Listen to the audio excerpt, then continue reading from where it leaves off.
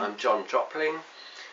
I was living in London, or just outside London, but I was holidaying in Kerry for years. When I retired, I went and settled in my house in Kerry, but then I joined the village, and here I am, a member of the village. This place we're in my workshop. Well, I say my workshop, I'm the only person using it at the moment, but it's a community workshop. And I'm just building all the internal woodwork for my house, the doors, the floors, the stairs. So my house is 3/4 built, and as soon as the builders are out, I will be able to go in and do the woodwork, which will probably take me a year, but I've done a lot of the preparation for that in here. It's actually the first house which has been built in this way. It's using hemp and lime, which was a system very well developed by the French in France, and then in England, and then a man called Marcus McCabe has been developing his own version of it in Ireland, which is different from anything else in that it uses the whole of the hemp.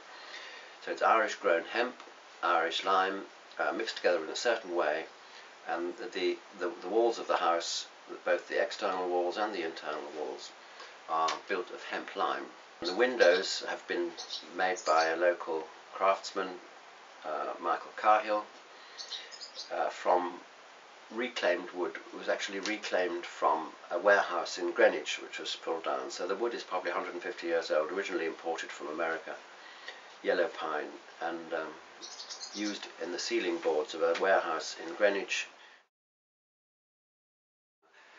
Well, I've been very interested in the way we organise ourselves, so I suppose I've concentrated on that, but I've also helped with legal issues. Of course, my legal background, I dealt with property in my legal practice, so I was able to help with the constitution of the arrangements we've made for selling the sites and all the legal stuff to do with those arrangements. So I've been heavily involved with that, but my real interest is in the way we organise ourselves.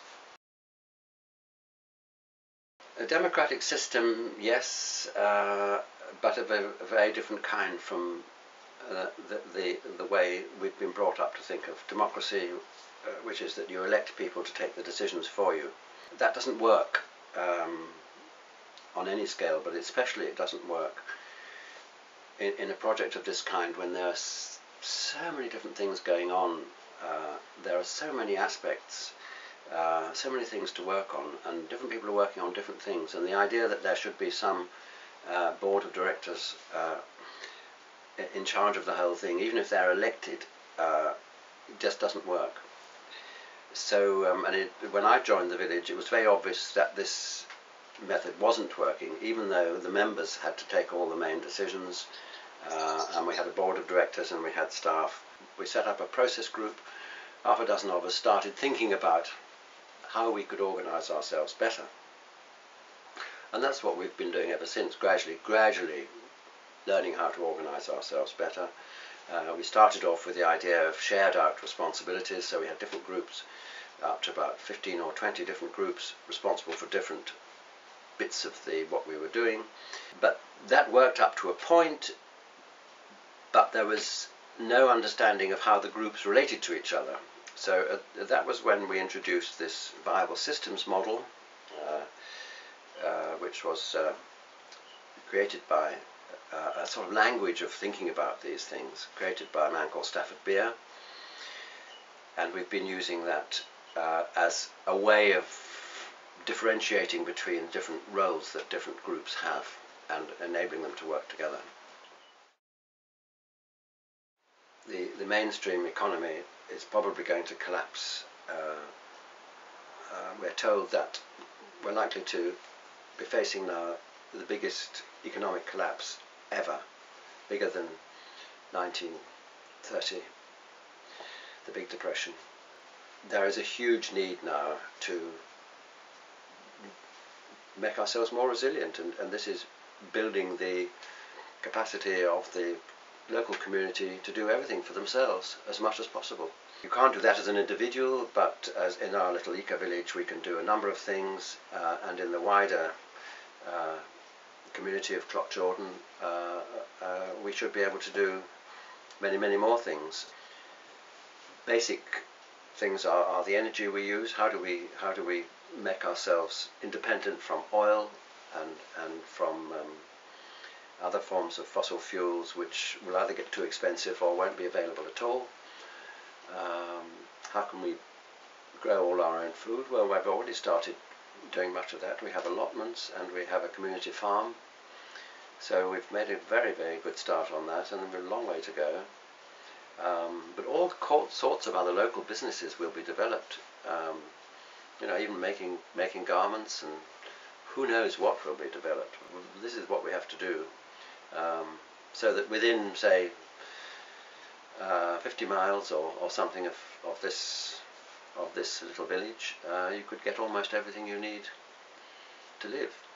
So instead of, we're taking a completely different direction from the direction that the world has taken in my lifetime, which is to become more and more interdependent, more and more dependent on buying things from China and importing metals from Australia. That system will collapse. It's totally unsustainable, and we have to learn to be more. So it's all about localization. Within a local area, we could all use a money system which just circulated within that system. And I belong to an organization called Faster, and we are developing a liquidity network which will be a new form of money which just enables people to make payments. It won't perform all the functions of money, and it'll only be a local currency. So that is something we could well try out in this area. So there are all sorts of exciting things we can do. It's going to be very interesting times.